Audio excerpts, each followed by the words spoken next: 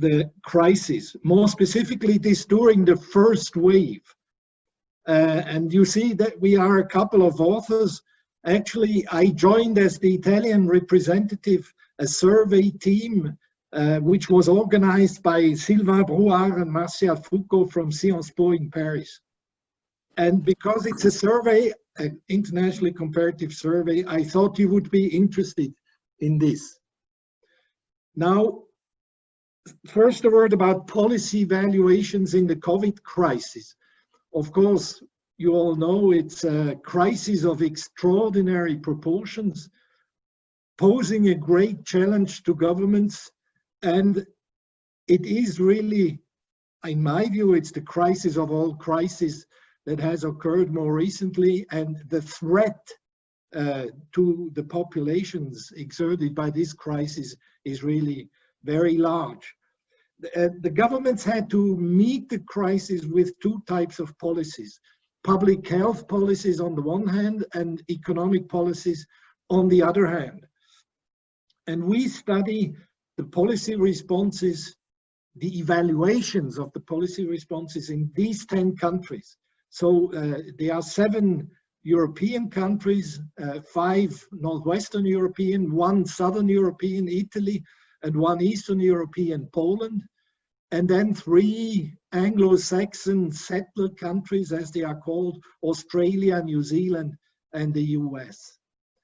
And we have 2 goals. On the one hand, we want to trace the evolution over time. So it's a panel study over time of the policy evaluations in the 2 policy domains. And we also want to understand the determinants of these evaluations.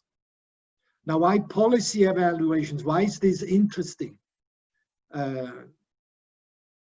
You can argue that policy evaluations are an integral part of the democratic process.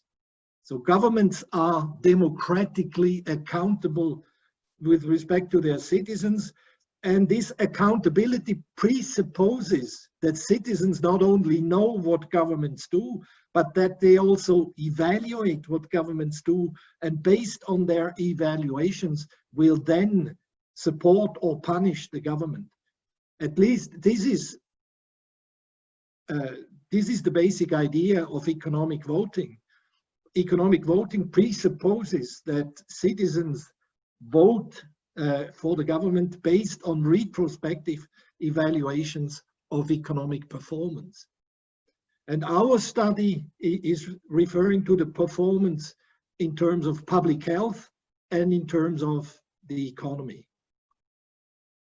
Now, policy evaluations in crisis situations may trigger what has been called hyper accountability.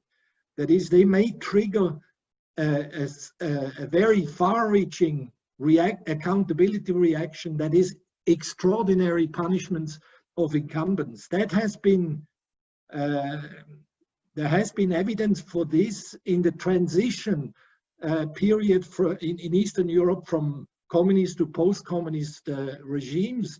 There have been many governments which have been extraordinarily punished, and some researchers have coined the phrase hyper-accountability for this. On the other hand, there might be the exact opposite effect. There might be a so-called rally around the flag effect, that is an uncritical support of the incumbents in the critical situation. There might be virtuous or vicious circles. Virtuous cycles would be positive compliance and evaluations, which make it easier for the government to succeed, to reach its objectives, or vicious cycles, negative evaluations and non-compliance that lead the government policies to fail. And there are also debates about technocratic and democratic policy making. In this COVID crisis, experts have played a particularly large role, and they might have, their large role might have undermined trust in incumbents and led to punishment, at least in the evaluations of incumbents. So having said this, having motivated why this might be interesting, I will first present you some hypotheses, theoretical considerations, then the research design. I will present the results and very brief, the summary conclusions. So we actually don't think the hyper-accountability hypothesis is correct. We thought that there would be a rally around the flag effect. And in the paper, the formulation is not exact. A rally around the flag effect is a short-term initial boost of support for the government, as the public lines up behind the government and expresses a positive evaluation of its policy responses. There is evidence for this kind of effect in wars, in foreign military interventions, in the case of terrorist attacks, natural disasters, and there is also already a first study of COVID responses in the public, which shows that there is rather a rally around the flag than a hyper accountability effect. The pandemic as an exogenous shock hit everybody in more or less the same way, and at the same time it was extremely salient in the media. And there were politicians like Emmanuel Macron in France who in their rhetoric drew parallels with wars. So the Macron used the war rhetoric in order to fight the pandemic. He pretty quickly abandoned the rhetoric, but this indicates that there is a sort of parallel between this kind of attack in the pandemic and those types of attacks that have given rise to rally around the flag effects. There is a shared sense of crisis, and this might be a rare moment of national unity. Also, I think the idea that a rally around the flag effect might have happened is also enhanced by the highly technical nature of the crisis. Epidemiology is a field that is pretty difficult to understand for the average citizen, and the citizen in a highly uncertain situation has, as the politicians, to rely on experts, which are difficult to contradict. Now, we think that there are two aspects of the context which are important for the rally effect. The first aspect is the timeliness of the response. Was the response adequate and was it in time? Because as the scale and the threat of the pandemic becomes clearer, we expect the citizens to be supportive of stringent and early measures. So where stringent health measures were introduced in time, that is at an early stage of the country's infection curve, we expect citizens to evaluate health policies more positively, and we do expect the same thing for economic policies.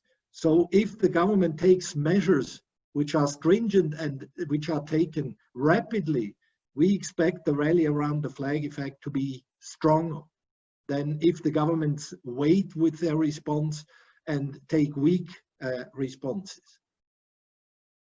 The second hypothesis is what we call the polarization hypothesis. And we think that in more polarized political contexts, a lower share of the citizens will support the policy measures in both health and economic policy domains. We think that the perception of the adequacy and the timeliness of the measures is driven by partisan biases in the interpretation of the pandemic. And we think that the greater the polarization of partisan attitudes between the government camp and the opposition camp, the greater the likelihood that the opposition camp will resist the rally around the flag effect. Now, who are the citizens who carry the rally? We estimate that given the uncertainty in times of crisis, structural factors offer little guidance, and it is political predispositions which are crucial. Most notably, we think, on the one hand, trust, political trust in the government, and on the other hand, partisanship. Our trust hypothesis says that citizens who display higher levels of trust in the government will tend to evaluate government responses more positively in both policy domains. Trust is a heuristic device that links citizens and decision makers irrespective of the issue of the day. Trust is an element of diffuse support in the terminology of Easton. And diffuse support is applied to any policy domain and independently of the situation. In crisis situations where citizens lack issue-specific knowledge and where the uncertainty is very large, trust probably becomes even more important than it usually is. So the diffuse support becomes particularly important. Trust increases compliance with a given policy, and by implication, trust increases support of the policy. On the other hand, we think that partisanship is important. Partisans of the government tend to evaluate the government responses more positively than opposition voters or non-voters. And we have also a hypothesis with respect to the interaction between trust and partisanship. We think that trust is more important for the evaluations in the opposition camp than in the government camp. And our argument is based, I have to first say something about partisanship. Partisanship is a perceptual screen through which citizens perceive the world. So party identifiers form different opinions also on factual information, on such factual information as the state of the health of the country or the economy. There is I can give you an example from Larry Bartels. He investigated the question of social inequality in the United States. And it is well known that the inequality in the United States has increased. But when he asked Republicans about the increase of social inequality, they perceived none of this. So they didn't perceive that there was an increase in social inequality, and even the most sophisticated among these Republicans did not perceive any increase of inequality. So there is a confirmation that this confirmation bias very closely linked to partisanship. And this, we think, is particularly important in crisis situations where uncertainty is large. And now about the interaction between trust and partisanship. We think that on the side of opposition voters, they have to make an ideological sacrifice in evaluating specific policies. In German, we say they have to jump over their own shadow, whereas government voters from the government camp give the government the benefit of the doubt. Voters on the opposition camp, even if they think the government policy is not so bad after all, they have to make an ideological sacrifice and admit that the government is doing well, and this is not so easy to do. But trust helps opposition voters to make this sacrifice. So we think that trust has a stronger effect among opposition voters than among government voters. Finally, we have two hypotheses about policy evaluations and trust in the evolution over time of the relationship between the two. First, what we call the spillover hypothesis, the vicious circle versus virtuous circle. So in the first place, we think policy evaluations depend on trust, but secondarily, negative policy evaluations may also lead to lower levels of trust, and in the virtuous circle, positive policy evaluations may lead to higher levels of trust. So this is what Easton has called the spillover effect in his 1975 paper where he summarizes his theory. He thinks that specific support in the long run, and we will show that even in the short run, specific support, that is policy evaluations, can spill over to diffuse support, can increase trust. He thinks in the long term, we also think in the short term. And the second thing we think is that the rally around the flag effect wears off. So the difference between the trusting and the distrusting, and between the government and the opposition partisans, will grow over time. In the beginning, even those who don't trust too much, according to the rally around the flag effect, will support the government. And even those who belong to the opposition will support the government. But as the crisis goes on, these effects, these rally around the flag effects, will be weaker. So I come to the research design. We did a panel study with 3 waves in 10 countries in the first COVID crisis wave. And our first wave of surveys was at the end of March. So in a week when the first COVID wave peaked. Our second wave was already 2 weeks later. It was past peak, and the governments already discussed first relaxation measures. And our third wave was at the end of June, 2 months later, when cautious opening up has already taken place in most of Europe and also in the other 3 countries that are in our study. We don't have anything to say about the second wave. At the end of this month, of the current month, there will be a 4th wave, which is more or less at the peak of the second wave. Here you see the samples. The sample sizes vary by country. We have a lot of interviewees in France because Sciences Po organized this, went ahead, and they actually in France they did 5 waves, not just 3 waves. But we took only the waves of France that correspond to our waves. And you also see that Sweden and Poland came in late, so they don't have a first wave.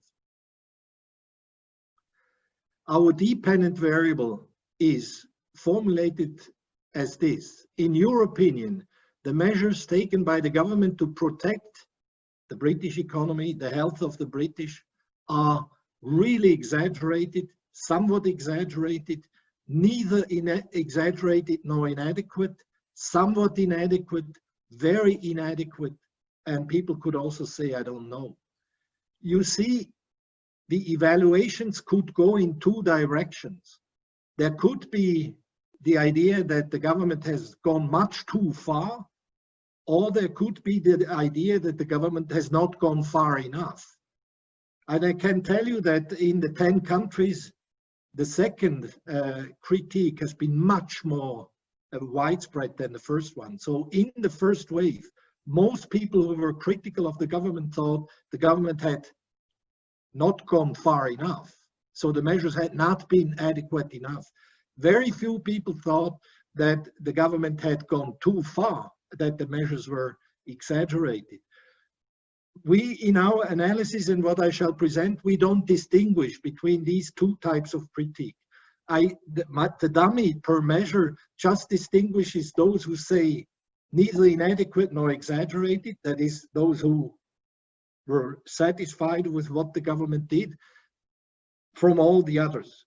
So it's a dichotomous measure, satisfied versus critical of the government measures, and this for health and for the economy. It's a very summary general measure. We have more detailed measures, but for this paper, we just use the summary measures.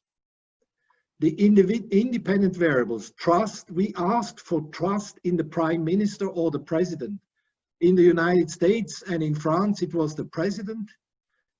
In the other countries, it was the prime minister. I mean, we asked for both, but for my indicator, I use the different variable depending on the country. So the most important executive representative. Then for partisanship, we just use vote intentions for government parties on the one hand versus opposition parties and non-voters on the other hand. Again, dichotomy. And for timing, we use a dummy for each panel wave. The context characteristics, these are difficult to operationalize. I tell you how we did it. For the timeliness, there is a so-called stringency index from the Oxford University. So we use this index which measures how strict the measures at the given day in the wave were in all the countries. Now we relate this stringency index to the number of cases or deaths depending on what is available in a given country, in order to distinguish between countries which took stringent measures early in the development of the pandemic and those who took measures late in the pandemic development. And then polarization. I'm happy that Boris is here, because we already discussed before once polarization measures. I had this idea of the trust gap between government and opposition voters.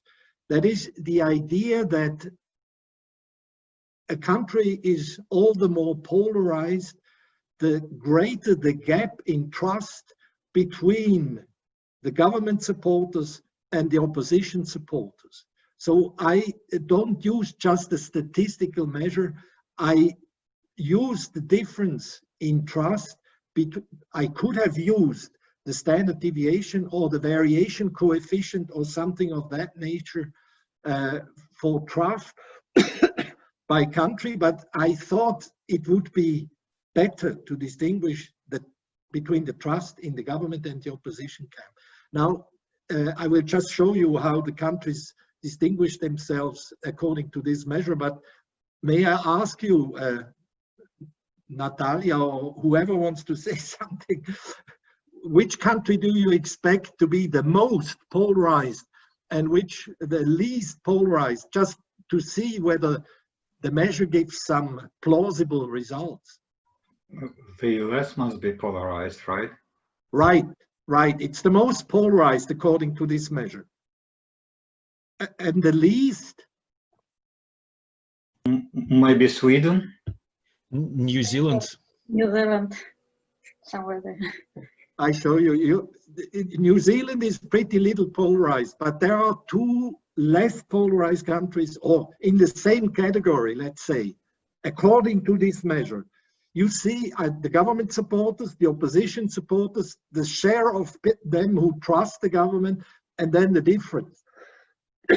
The difference is smallest for New Zealand, Australia, and Germany. And it's biggest for the US. Poland, of all places, Poland between peace and PO is highly polarized. France is polarized. And the UK, remember, Brexit and leave and the Remain voters was about 50-50. The country is perfectly divided in two. So these are my four polarized countries: US, Poland, France, and UK. And I lump together all the others. Sweden is not so, I mean, Sweden and Italy are intermediary. I was surprised that Italy is not more polarized, but we can discuss this. If you combine polarized versus non-polarized and early versus late coming, then you see these combinations for health and economy. It's not exactly the same for health and economy. I was surprised to see that all polarized countries were early in health. Even the US, I mean, Trump was downplaying the COVID crisis for a long time, but according to our measures of the stringency of the measures taken by the governments, the US, it was not among the first, but it was earlier than other countries in health measures. The countries that were late with health measures are Austria, Australia, Germany, and Sweden. I mean, Sweden never made the threshold of our measures. Sweden was the odd man out and had some very light touch measures compared to the other countries. But also Germany was rather late in taking measures, and so was Austria. With respect to the economy, everybody was early except Poland and Italy. And Italy was relatively late with economic measures because it has, I think, because it has a public administration which doesn't really work very well. So until they implemented the measures, it took quite a while. And for Poland, I don't know why they were late. Now I show you first the results for the rally effect. So what I'm going to show you is the evaluation of the public health and economic measures taken by the governments by wave, condition, by polarization, and by the timing of the measures. And what I show you in a column graph is the shares of respondents who are assessing the measures as adequate. So the share of the respondents who are satisfied. Here you see the results per health.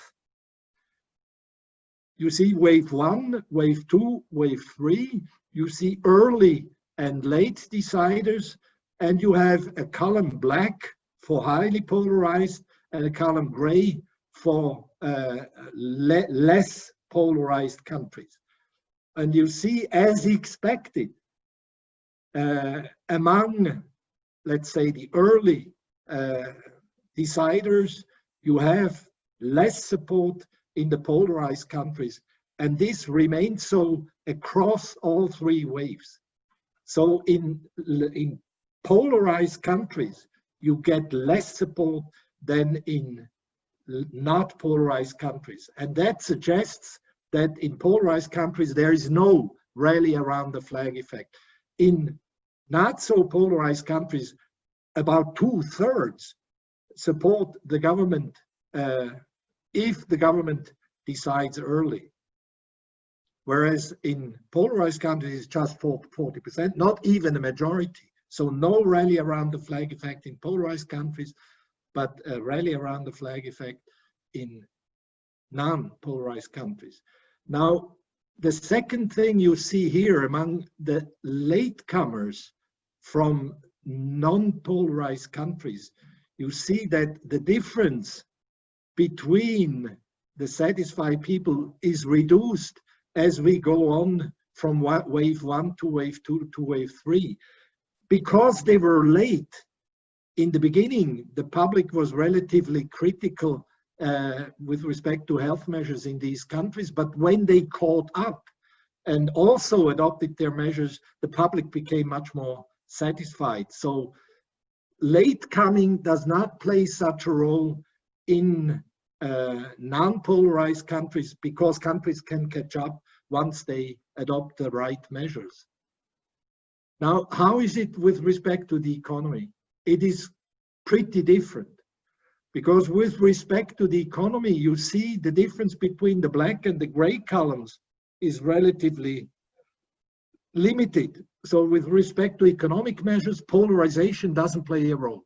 Here, the big thing is it early or late? In late coming countries, the satisfaction is from the beginning low and remains low with respect to economic measures, whereas polarization does not make a difference either in the early adopters or latecomers. If you have an answer to this puzzling difference between health and economic measures, I would be very happy to get them, because I actually don't know exactly why this is the case. But let me go on to the trust and partisan effects.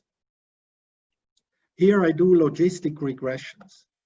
The dependent variable is a dichotomy, so logistic regressions. It's neither adequate nor exaggerated versus all the others. The independent variables are trust, partisanship, and waves. 3 dummies for the waves. And the model is estimated with fixed effects for countries, clustering standard errors by country, and with weights for the sample size in the pooled data set.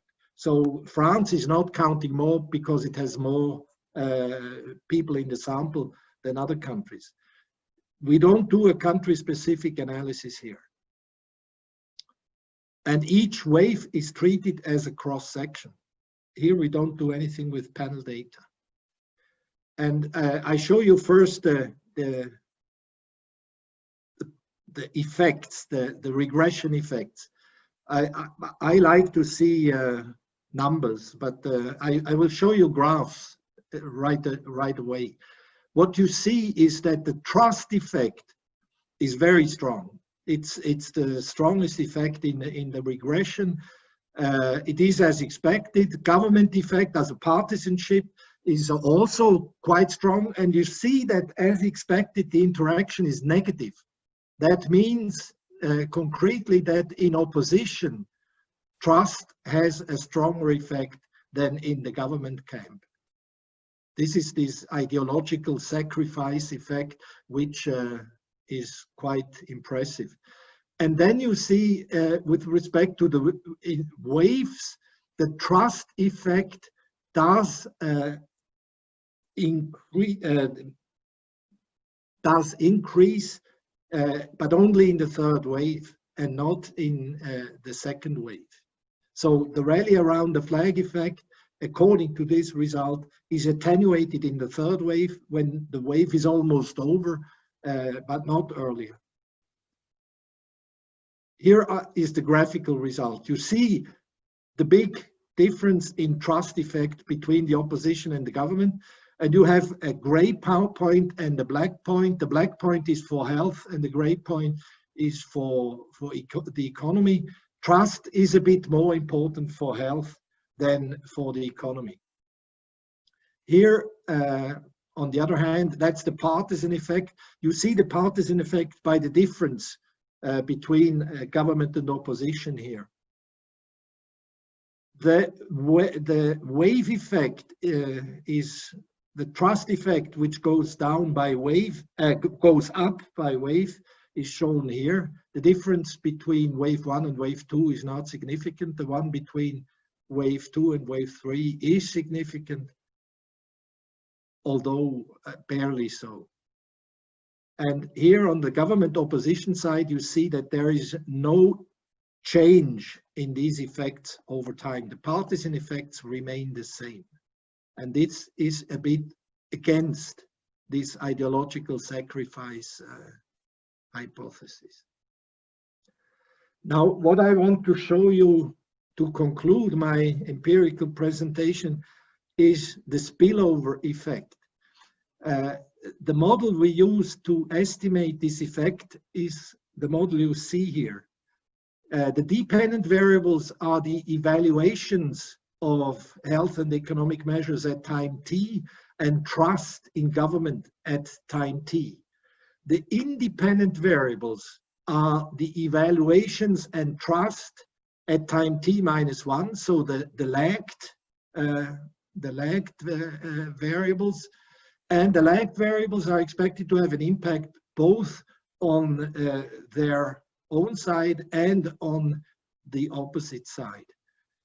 We control for partisanship, and note there is a very important hypothesis here, namely that trust at time t has a contemporaneous effect on evaluations at time t, but evaluations at time t don't have a contemporaneous effect on trust. Now, the test of the model is done by structural equation modeling for each type of measure and for each type of transition. There are two measures and there are two types of transition, from wave 1 to wave 2 and from wave 2 to wave 3. We do it in two steps, the estimation of this model. First, we assume that effects are the same across country.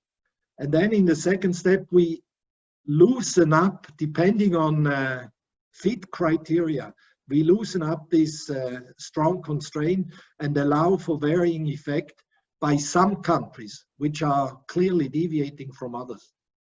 Now, overall, I don't show this, that there is a very good fit of the models as indicated by likelihood ratio goodness of fit tests. And this is the result. On the left, you have health measures. On the right, you have economic measures.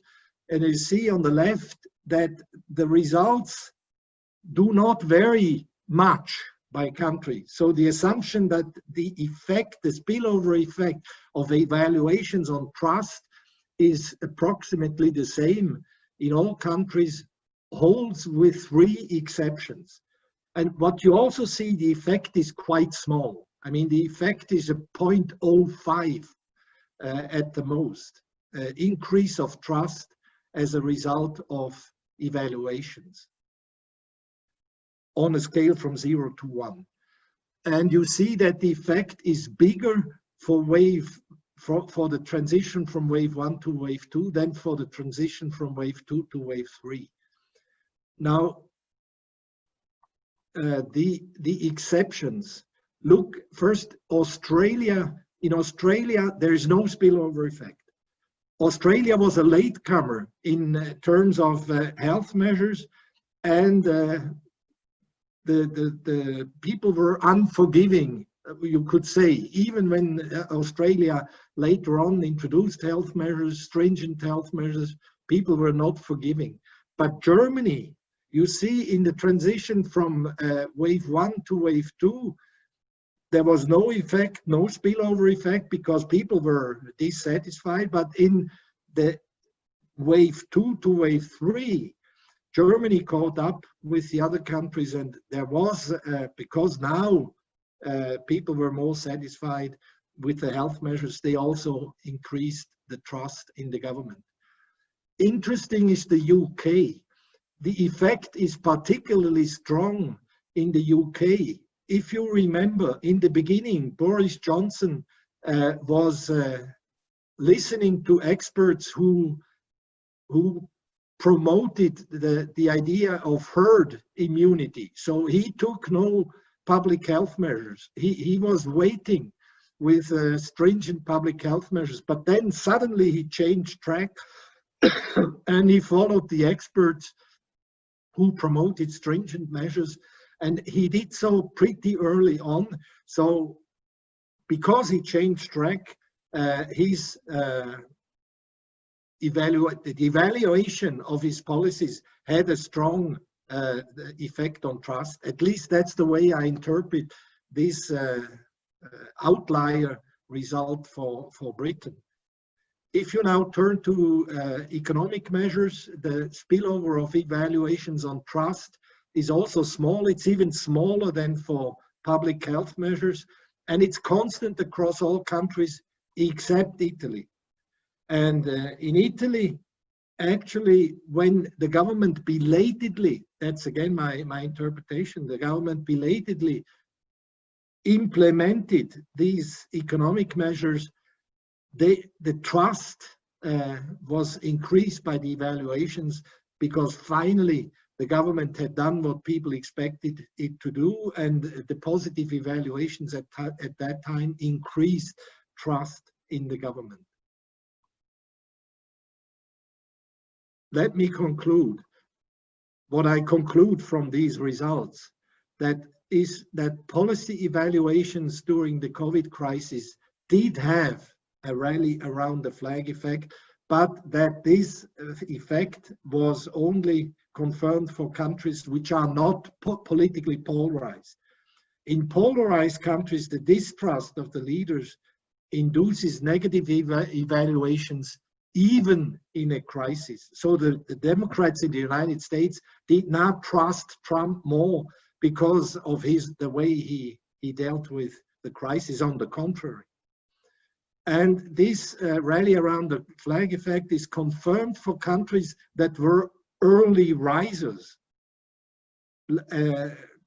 Latecomers can catch up as far as support for public health is concerned, but latecomers have a difficult time to catch up with respect to economic policy.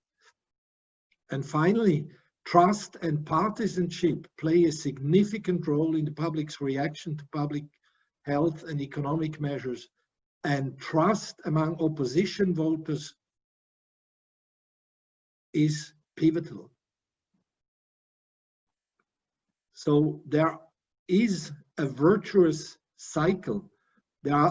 Although the indications of the virtuous cycle are small, they are significant. There are significant spillover effects. Positive evaluations promote trust in leaders and vice versa. But I interpreted the cycle as a virtuous cycle.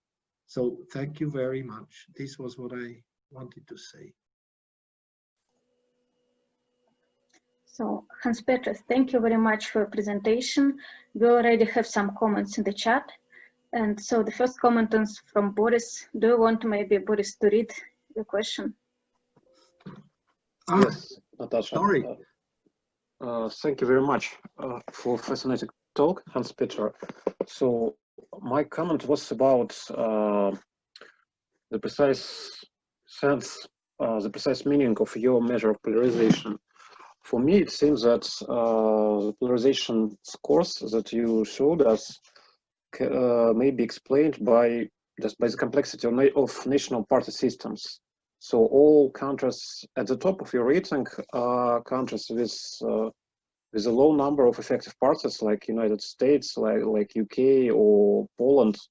And it seems that your polarization measure simply captures the complexity of national party systems. So my question is, well, do your intention was to build up a measure that's somewhat distinct with respect to party complexity, party systems complexity, or, well, if not, why didn't you use simply the effective number of political parties? I mean, it's an interesting thought that the more fragmented a party system is, the less it can be polarized according to my operationalization. But I mean, empirically, you are not quite correct, because let's take the French party system. It is divided into two camps, or now three camps, but it is very fragmented. I mean, you have a very high fragmentation on the left, and you also have a fragmentation on the right. So although you have a majoritarian electoral system, you have a relatively large number of effective parties.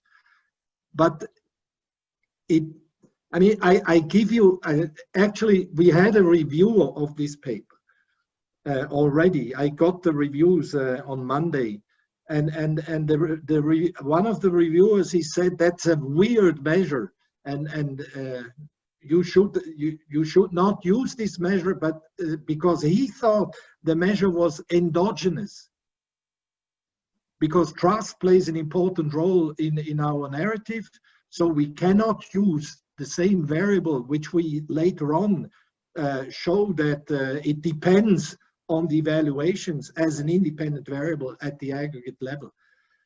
I still believe the idea is not so bad. I did two things to check. I went back to the ESS 2018 and tried to operationalize the same measure with the ESS 2018. The problem is that there they don't ask for government, they ask for parliament, trust in parliament, and that's less adequate, than government, because parliament, even if you are in the opposition, you are also represented in parliament. And yeah, that's why you probably trust parliament more than the government. But having said that, I have the measure for all the 7 European countries. I get the same result with one exception. And the exception is Italy. And why Italy? I mean, there you come in with the specificities of the party system.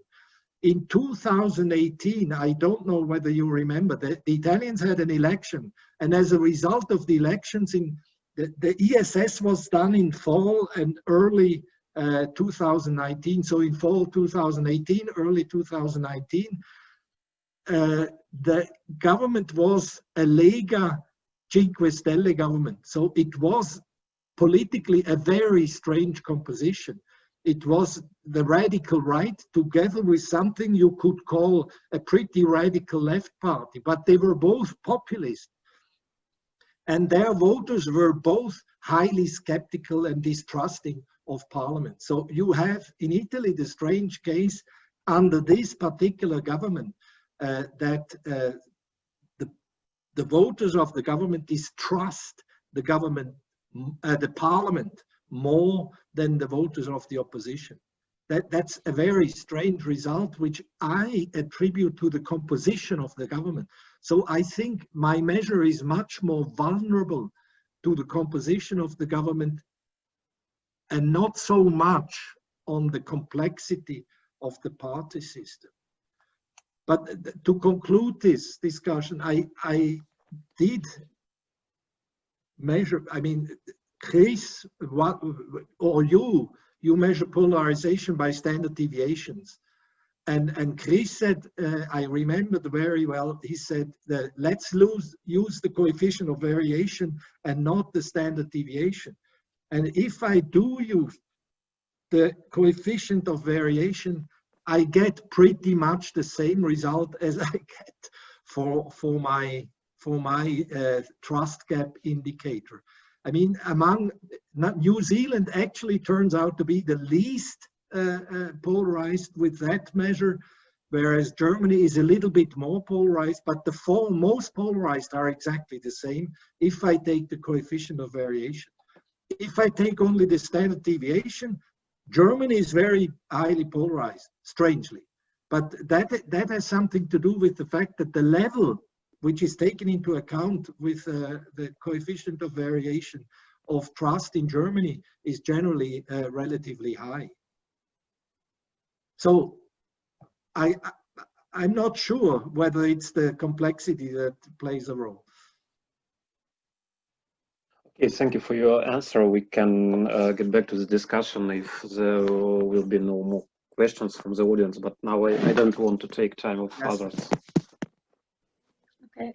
Edward, do you want to comment? Yes, I have a comment about the differences in the support of latecomers in terms of health policies and economic policies. A quick guess, but the thing is that economic damage is done to pretty much everyone, or a very large share of the population, whereas the real health damage is done to a small minority of the population. So they really cope with fear, not with the real damage.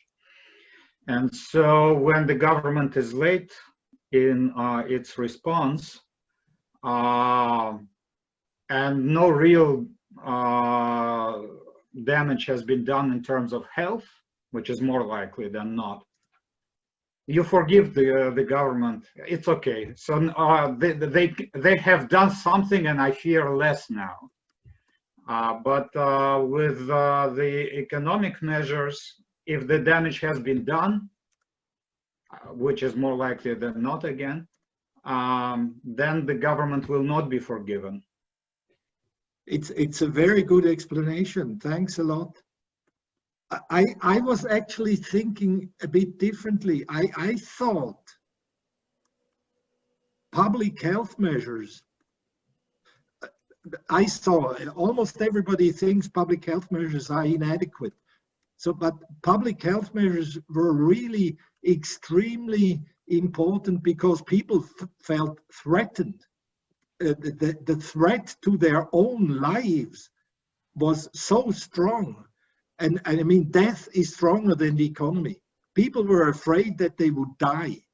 And I mean, I tell you, in Italy, it was extreme. We saw on television, we saw military trucks transporting coffins from heavily struck Bergamo to burial places in different cities, because in Bergamo there was no room anymore in the places where you keep these, I don't know how it's called in English, where you keep the coffins. So morgues, I guess. Morgues, yes. The morgues were full in Bergamo. So they had to have these trucks transporting coffins. And that was a shock. So I thought people would not be forgiving with respect to public health either, because, I mean, you saw the amount of dead people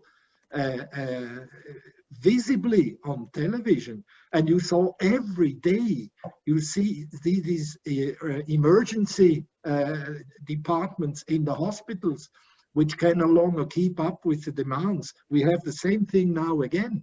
Every day emergency rooms. So I thought people might be less forgiving with respect to public health. But you are right. I mean, people forget.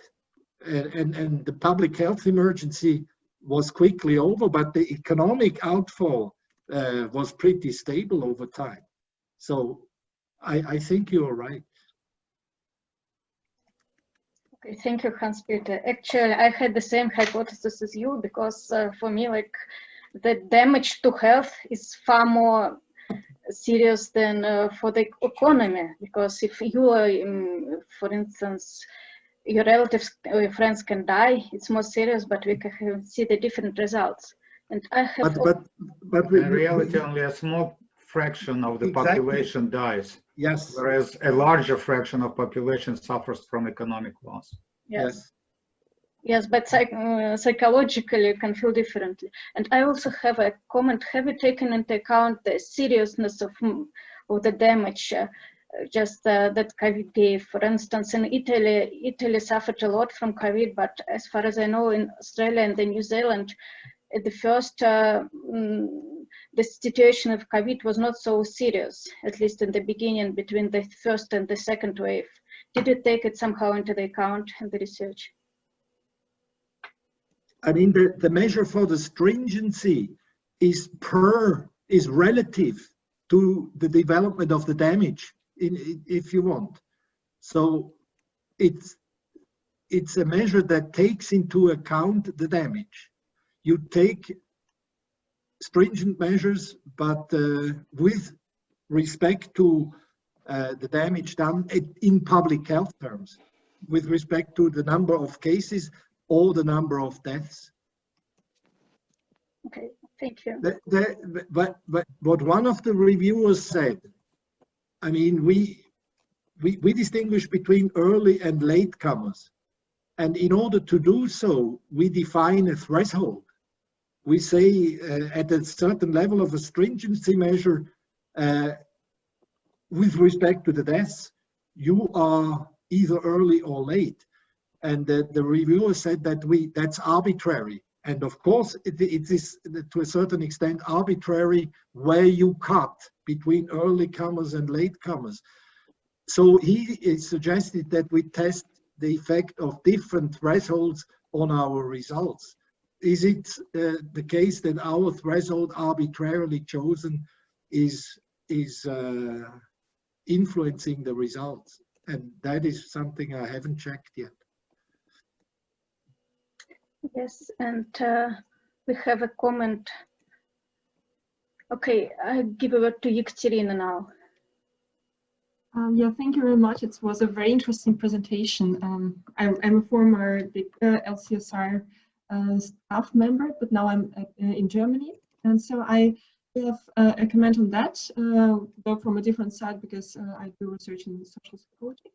And basically, I thought about like that people are not rational like choosers, and in the situation which is perceived as highly damaging and damaging the existential insecurity of people, then economic issues would not matter. I mean, I had my experiment on August, and what I found was like when I was selecting a pretest for manipulating inequality, only vaccination was chosen, no economic inequalities or redistribution of resources or economic aid was not selected, and it was not even treated as unjust by people or not as endangering insecurity. And secondly, I also had a question on redistribution of different resources like economic resources or vaccination, and only there was like difference, and I had a sample of those who support and oppose Brexit in the UK, and there was difference only in regard to health issues. So basically, I guess that all others were not relevant. So this is just to say about the evidence I had in the UK. And I also have maybe, if possible... May I ask back? Yes. This is in support of what I had thought and what Natalia had thought, if I'm not mistaken. Yes, yes. I mean, but I mean, you're having no differences in the economic issues. No, so, the people are less forgiving with respect to economic issues. Okay. Apparently, okay. that goes against your results. That's kind of very interesting. I mean, because might be also, of course, different in terms of countries, but of course, I mean, I had a prolific sample, which is more leftist, but I had separately pro and contra Brexit supporters, and yes, so health issues were mostly kind of important and so on. You had another point. Yes, I wanted to say that Germany, I doubt whether Germany was a late comer, because I mean, we had lockdown in like March already, and then the borders were closed, and I would say like in terms of testing capacities and for example app and so on, we were way ahead of Great Britain. So that's why I would maybe doubt your classification if I understood it correctly. Also, like in the British mass media, they were also saying about Germany being a month ahead of the UK in response in regard of healthcare. I mean, for this classification, we depend on the stringency index from the Blavatnik Institute at Oxford. I was honestly, I was also surprised, but also that Trump and Johnson were they were not among the earliest, but they were, according to this index, they were earlier than Germany. I haven't done this calculation. I will ask my co-authors to check this. Mm-hmm. Thank you. You saw that we are several authors. Yes. So I'm not responsible for everything, but I mean, I could say something about the authorships. Thank you. Andrei Sherbak. Thank you, but I had, as I understand, the same question as and comment as you had, and Chris already, Hanspeter has already given a response, so thanks. Okay, Edward has a question about the symbol design. So, yes. Thank you. It's a clarifying question. I noticed that, for instance, in the United Kingdom, the sample size increased in the third wave.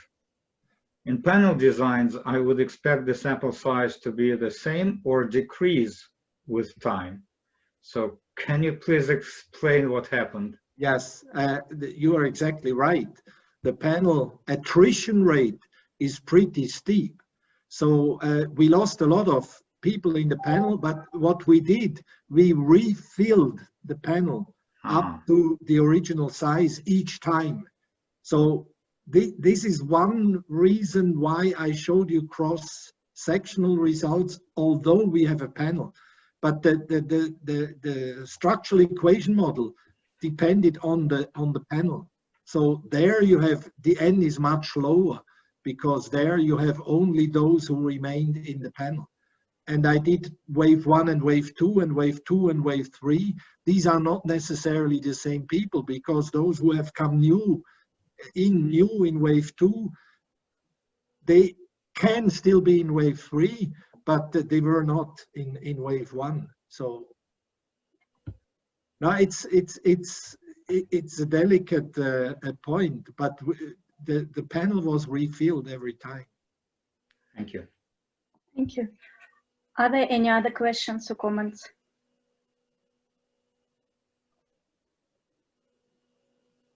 We still have time.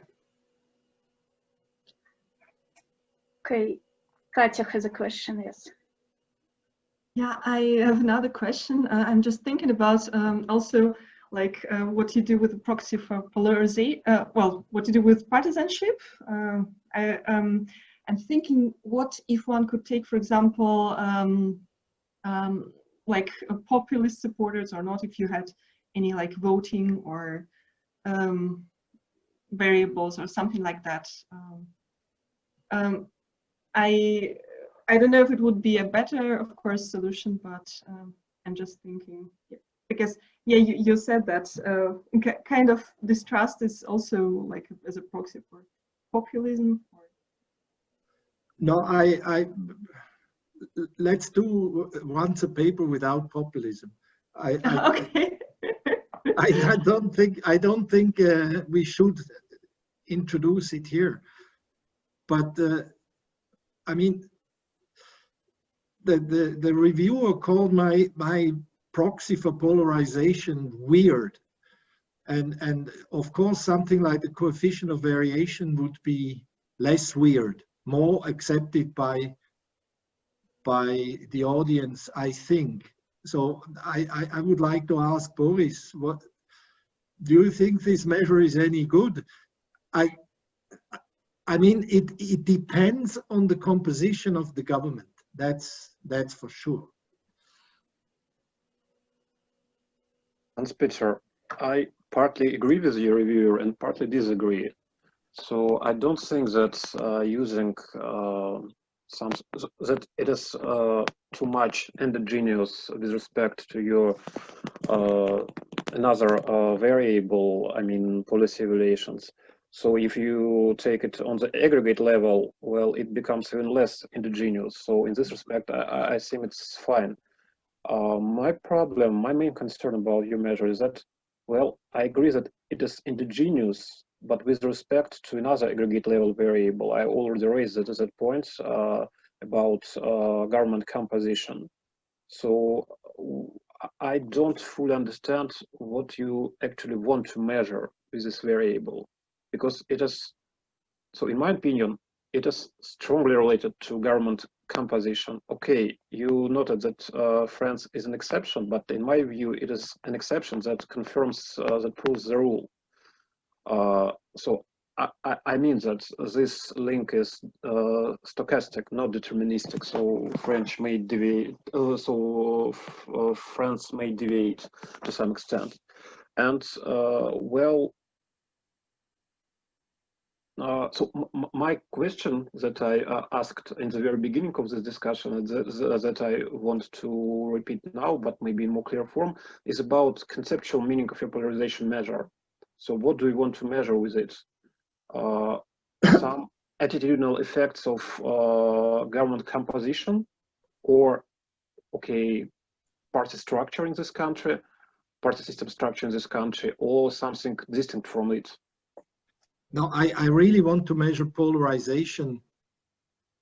And I see in the United States, you have really two camps which hate each other. And you saw it in the recent elections once again. It's that the country is divided into two between government and opposition. So the measure fits this situation most clearly. The same thing in Poland. You have two camps which hate each other, and you measure this effective polarization between the two by the measure of the extent to which the ones trust the government and the others trust the government. In more, let's say, let's take Germany as the opposite case. You have a grand coalition. So all the two big parties are part of the government. And there's a lot of experience with these grand coalitions. Also in Austria, all the time grand coalitions. These are consensus democracies, if you want to use the term of Leibniz. And if you measure the trust in the government in such instances, the opposition will trust the government much more than in the case where you have two camps that hate each other. That is the thinking behind it. But I see it works less well for a country like Italy, because government composition changes often, and the country is really politically relatively unstructured. So maybe a measure that does not take into account these clear camps is better. Natasha, may I respond? Yes, yes. Sure. So, Hanspeter, I agree with your reasoning that in two-party systems, well, polarization should be much higher than in some kind of consensus democracies. But my point is that the meaning of trust to government is different between these two scenarios. So, in the United States and other systems alike, so trust to government is like trust to your enemies, political enemies. Yes. And well, I think that it has another meaning. So the question itself has a little bit another meaning than in countries with multi-party systems. So your point was about something, as far as I understood it, was about something like consensus culture. But my point is about, so the term government is more diffuse, more vague in multi-party systems, because, well, if you have a ruling coalition and ask a supporter of some minority member of this coalition, so she may be not very sympathetic about the major party in this coalition. And maybe prime minister or president, who is typically the member of this leading party. So she may express less trust to government because of this, even despite she supports a party that belongs to the government. Or she may have more difficulties in responding to this question because, well, she supports a party in the government, but still dislike some governmental actions which were mostly driven by another party in the government. So yeah, the question is, what you describe is exactly what we found in Italy. In Italy, the government coalition in COVID was the left-wing, center-left party plus Cinque Stelle. Now, those from the center-left party were evaluating the government measures much better than the Cinque Stelle voters were evaluating the government measures, because the Cinque Stelle voters are still relatively critical of the government and cannot, even if it's their own government, cannot accept. They are the senior party in government, but they are pretty stupid. So the center-left party is actually overpowering them. But just to make your point, Italy is an illustration. But this is actually what I want to measure. I want to measure polarization, remember? So in Italy, or in the situation you describe, polarization is less pronounced because even people who are in the government are critical, and even people who are outside the government may not be so critical and may relatively trust the government. So I think that the measure does what I want to do, but if it's not accepted by the community, I cannot use it. So again, my point is not about the general usability of general appropriateness of using differences to measure polarization. My point is that in your case, polarization is not an independent variable itself. It, to a very large extent, is determined by government composition. So what you actually measure is the effect of party system structure, not of polarization. Polarization is almost completely derived from party system structure. So that's my point. The true cause of the effect that you observe should go far behind polarization. But no, theoretically, if you take Leipart, of course, whether you have a majoritarian or a consensus democracy, this is institutionally determined. And for example, the fragmentation of the party system is one of his indicators.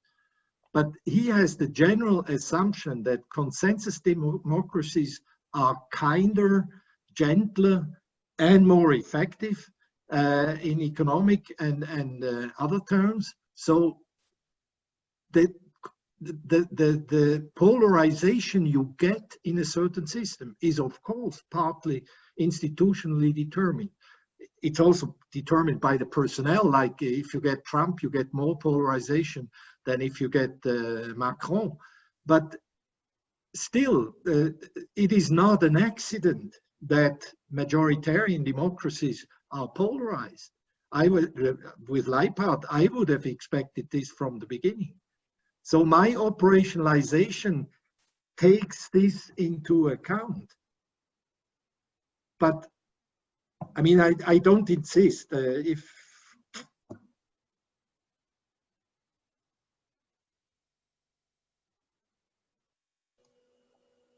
I can use the coefficient of variation, it gives the same results. Again, no problem with your measure in terms of purely statistical reasoning. I just don't see how it is distinct conceptually from institutional structure in this case. So for me, these are just different measures of the same effect, but in my opinion, it's more institutional effect than attitudinal effect. So this is the point. Okay, I think it's a good point, but it would actually reinforce what I want to measure. Because I think institutions have behavioral and attitudinal consequences. And the attitudinal measure, which I have, the aggregate attitudinal measure, reflects the impact of the institutions. But it adds something to it, because the way the institutions are set into motion has an implication for the attitudinal measure I get.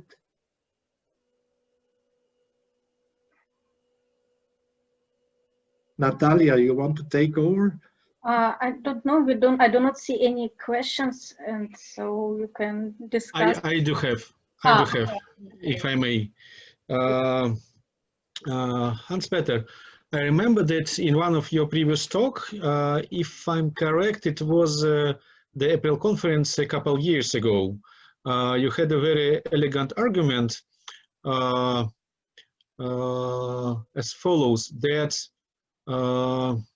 those left-wing governments in Europe who were in power during the Great Recession then faced and who had to implement fiscal austerity measures, they had faced the electoral disaster soon Exactly.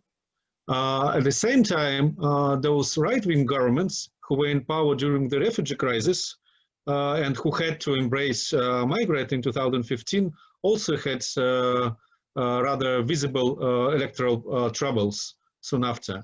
And my question is, so do you have any forecasts which governments will have a higher chance to survive?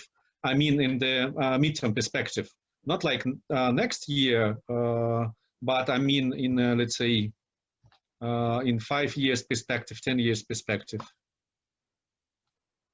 It's a very good question, but I don't think I can answer it. Or I think that this crisis is less politically sensitive with respect to left and right, because,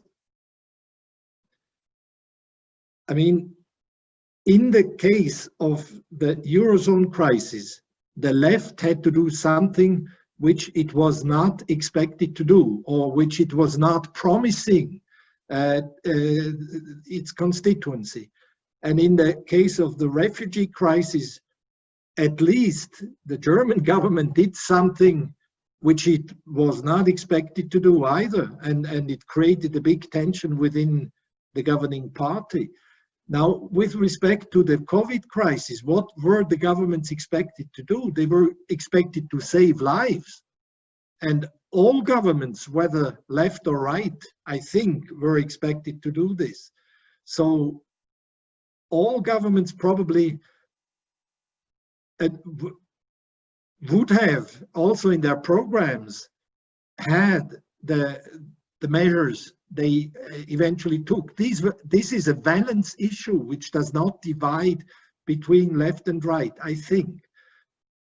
As we move on, however, I mean, that was originally the case in wave one.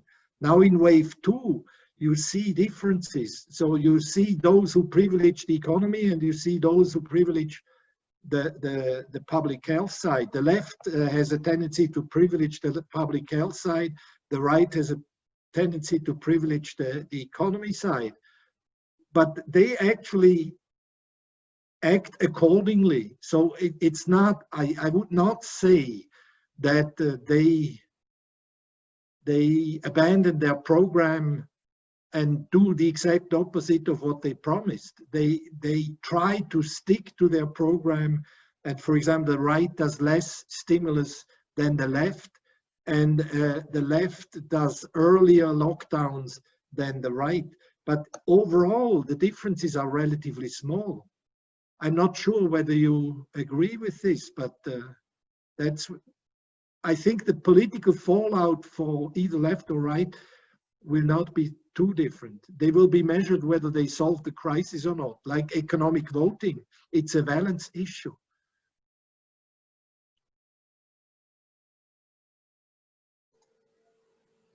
Okay, and we have a question from Katya.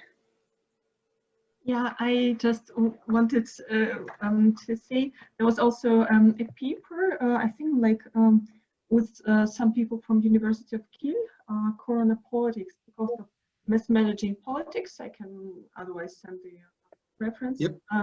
And what was interesting, like they had also an increase of support, but it was, I think, from February to July that they measured, but they used like different polls that were available. So I don't know the details, of course, but they basically, there was an increase of support at the beginning, and then there was a decrease, but in those countries where there was a high increase of COVID cases.